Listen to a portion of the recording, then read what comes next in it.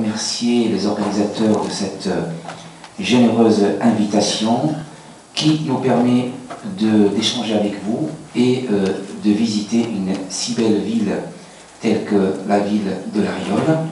Et bien sûr, on n'a pas tous la chance d'habiter une ville où il fait bon vivre, avec un maire dynamique et un adjoint aussi dynamique. Et bien sûr, dans ce cadre, je crois que les Bordelais ont tous le souhait de finir leur vie dans une ville paisible comme celle de La Riolle. Alors attendez-vous à ce que le prix du terrain augmente parce que les Bordelais arrivent. Alors, on m'a demandé de vous parler de musulmans et chrétiens au Moyen-Âge, une histoire oubliée. Bien sûr, quand on aborde ce sujet, la première chose qui vient à l'esprit, c'est bien sûr les croisades. Et quand on aborde les croisades, on aborde toujours que le côté conflictuel. Et pourtant, on a beaucoup exagéré le caractère global du conflit islamo-chrétien pendant ces croisades. Certes, le massacre en 1099 des musulmans à Jérusalem fut terrible, mais la notion de la guerre totale est une notion du XXe siècle. Quand on revisite l'histoire et quand on cherche dans les sources du XIIe siècle, ça veut dire les historiens témoins oculaires qui ont vécu les événements et que nous ont en quelque sorte transcrit ces événements, on trouve que ce sont des sources qui nous décrivent le plus souvent des conflits très localisés et perpétrés par des professionnels de la guerre. La population civile, dans sa grande majorité, n'était pas concernée par ce conflit. Et si l'on croit le voyageur arabe Ibn Jubayr, un voyageur témoin oculaire du XIIe siècle, il nous dit ceci: les gens de guerre sont occupés à la guerre, le peuple demeure en paix. Alors, comme je vous ai dit, on a tellement exagéré ces croisades qui nous ont en quelque sorte occulté ce contact qui a tellement existé entre musulmans et chrétiens en Orient. Le combat est rarement mené à outrance.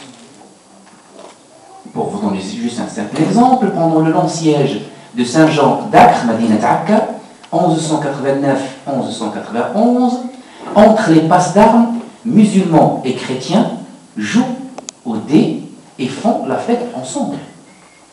C'est une réalité historique que les historiens du XIIe siècle nous transcrivent et nous citent. Les Templiers, réputés pourtant chez les musulmans comme une milice fanatique, accueillent les ambassadeurs syriens, ces mêmes ambassadeurs qui déclarent à la fin que ces Templiers sont leurs amis, parce qu'ils les ont accueillis, protégés, nourris, logés, et c'est des amitiés qui se nouent en pleine croisade. Les Francs, installés en Palestine, ont pour objectif de s'intégrer. On apprend l'arabe et on se marie sur place.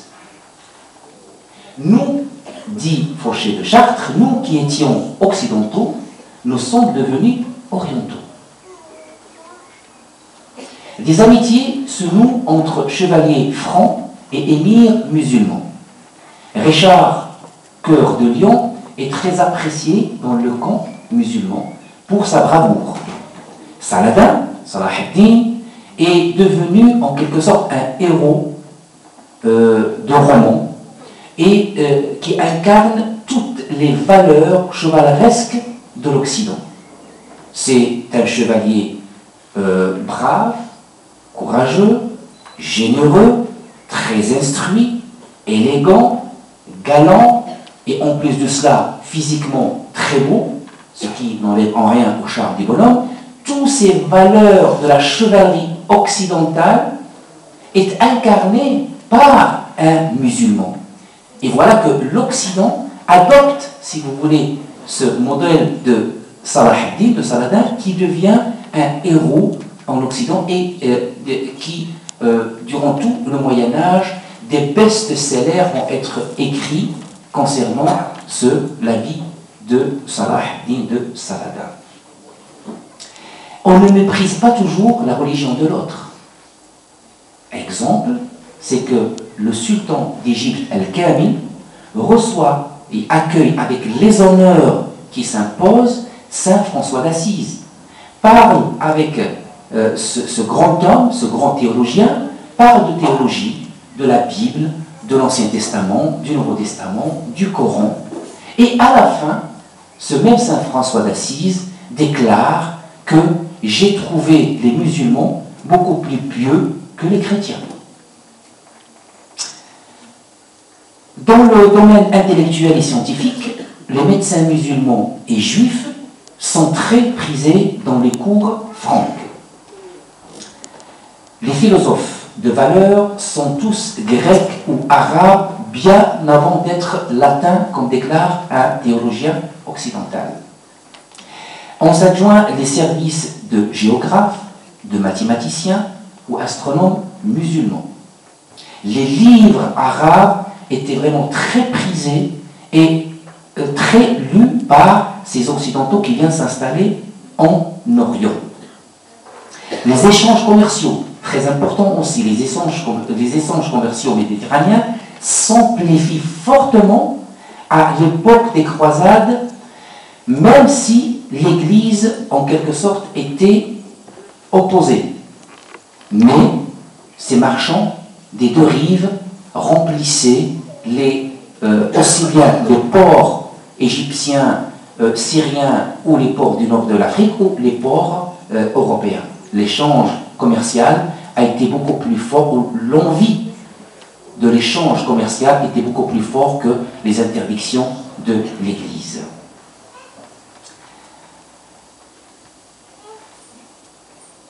On oublie parfois, aujourd'hui, on oublie que l'Europe et le monde musulman sont deux aires culturelles que l'on peut difficilement étudier et comprendre si on les sépare historiquement. L'Europe, l'histoire de l'Europe, est incompréhensible sans le monde musulman.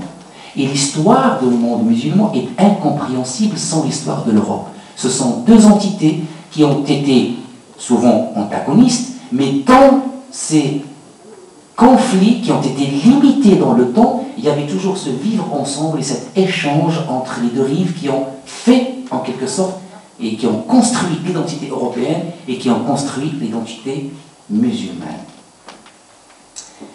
L'imbrication étroite des deux histoires, celle de l'Europe et celle du monde musulman, devint un processus flagrant et irréversible au temps des croisades.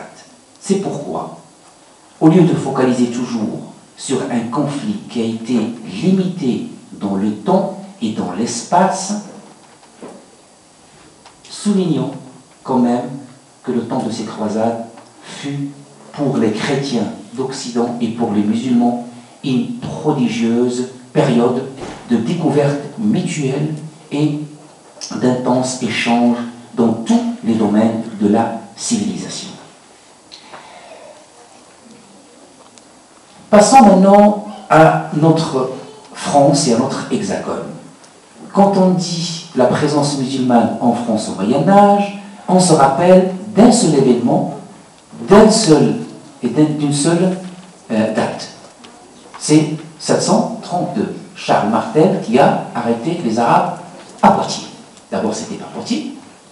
Et cette bataille de Poitiers n'a jamais eu lieu. Et on oublie tout ce vivre ensemble qui a été presque exemplaire entre musulmans, juifs et chrétiens. Pour aller vite, puisqu'il ne me reste que 7 minutes à parler, la présence musulmane en France s'articule autour de 3 volets.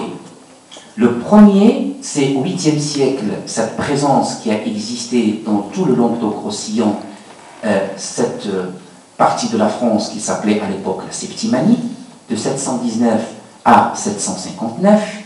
Une autre présence qui s'est étalée de 890 à 980 dans le golfe de Saint-Tropez et surtout le massif des Morts. D'ailleurs, c'est pour ça qu'on l'appelait le massif des Morts, puisque les Morts, ils sont restés là durant un siècle.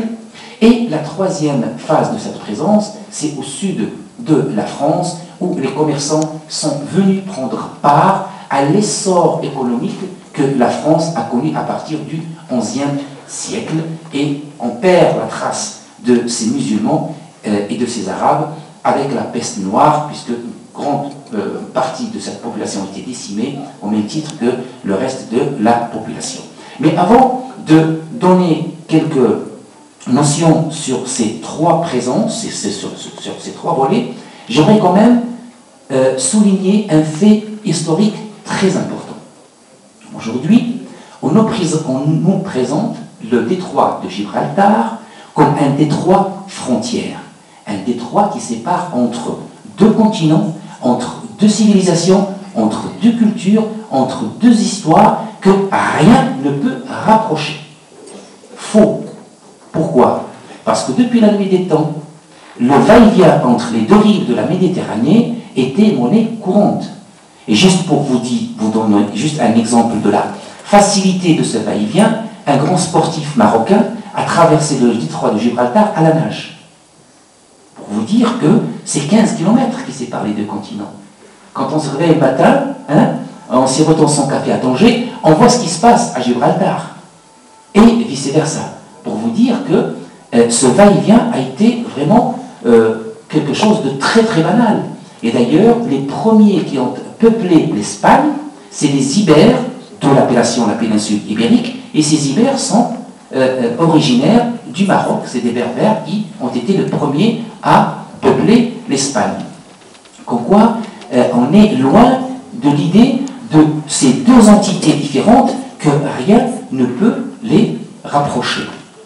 Il fallait attendre la chute de Grenade en 1492, la découverte de la Caravella et la découverte du cap de Bonne-Espérance pour que ce détroit pont se transforme en détroit frontière. Et bien sûr, quand on dit ça, l'Inquisition est passée par là, la Reconquista est passée par là, et d'autres paramètres qui ont en quelque sorte mis dans l'imaginaire occidental que ce sarrasin, il est l'autre avec un majuscule, ce sarrasin, il est l'autre par excellence. Mais sur la réalité, cet autre était parmi nous, cet autre a contribué à notre histoire, cet autre a laissé des traces indélébiles dans notre civilisation et même au niveau du langage, j'y reviendrai. Alors, le premier volet, cette présence en Languedoc-Roussillon, bien qu'elle a été courte, à peine 40 ans, les historiens latins décrivent une population locale très attachée à leur nouveau maître, à savoir le gouverneur musulman. Et cette population locale, dit Fouriel, un historien spécialiste en la matière, prenait en quelque sorte les armes aux côtés des musulmans pour repousser les attaques de Charles Martel. Parce qu'il considérait Charles Martel comme un barbare qui vient de loin et qui vient les conquérir, et il considérait les musulmans comme des gens qui appartenaient à la même ère géographique qu'eux et à la même culture en quelque sorte qu'eux. Alors on est loin de cette image de 2 entités différentes et 2 religions différentes. Pendant la présence de ces musulmans au golfe du Saint-Tropez, dans le massif des Morts, il y avait une imbrication entre ces musulmans et la population locale, et ils ont laissé énormément de traces, notamment la construction navale, et ils ont en quelque sorte contribué à l'essor de cette région pendant une longue période. Et d'ailleurs, parmi les traces qu'ils ont laissées, c'est le sarrasin. Quand on, je ne sais pas si vous connaissez un petit peu le pain sarrasin. Pourquoi on l'appelle sarrasin? Parce que pendant cette période, les musulmans ont fait rentrer ce blé sarrasin parce qu'il convenait au climat un petit peu aride du golfe de Saint-Tropez, et c'est de là qu'a été propagé en quelque sorte partout en France, dont l'appellation le sarrasin. D'ailleurs, même concernant la construction navale, beaucoup d'outils ont gardé en langage local les appellations arabes un petit peu déviées, mais ils ont gardé les appellations arabes parce que c'est les Arabes qui ont introduit ces techniques de construction navale. Là, le troisième volet, et j'y termine, c'est cette présence de commerçants musulmans, arabes, au sud de la France. Si je prends l'exemple de la ville de Montpellier, c'est des documents latins nous prouvent et nous soulignent que ces musulmans non seulement étaient parfaitement intégrés dans le paysage économique et social, mais ils avaient un grand rôle politique à jouer dans la gestion de la ville de Montpellier.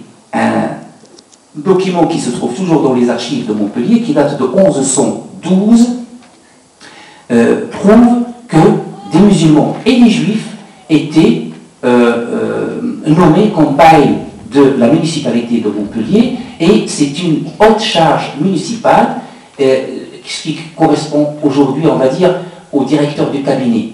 C'est lui qui gérait en quelque sorte toutes les affaires de la municipalité. Pourquoi? Parce que c'était des gens qui maîtrisaient aussi bien le calcul que la géométrie, que l'astronomie, que tout ce qu'on veut.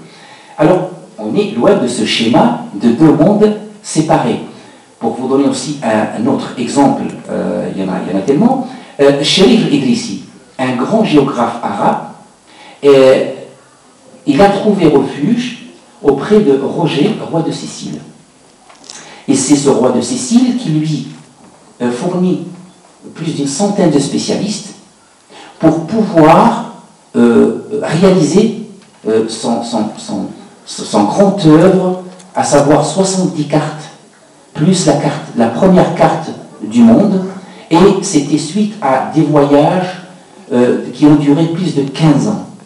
Et en signe de reconnaissance de Sherif Idrissi à ce roi chrétien, il a appelé son œuvre le livre de Roger, en signe de reconnaissance. Vous voyez, il y avait toujours ce va-et-vient entre les deux rives et cette notion de deux mondes différents, deux religions différentes, deux civilisations. Non, la civilisation occidentale a en quelque sorte beaucoup appris à la civilisation arabe, et la civilisation arabe aussi a beaucoup appris de cette civilisation grecque et byzantine et occidentale.